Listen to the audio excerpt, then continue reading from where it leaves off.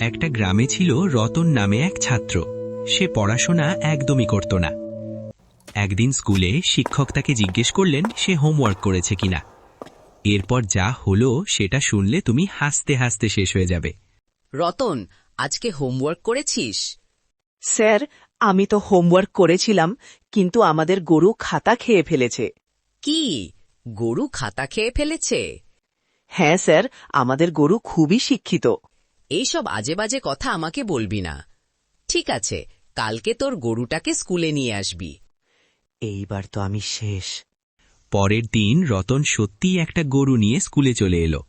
শেষে কি হলো জানো? স্যার, এই যে গরু এনেছি।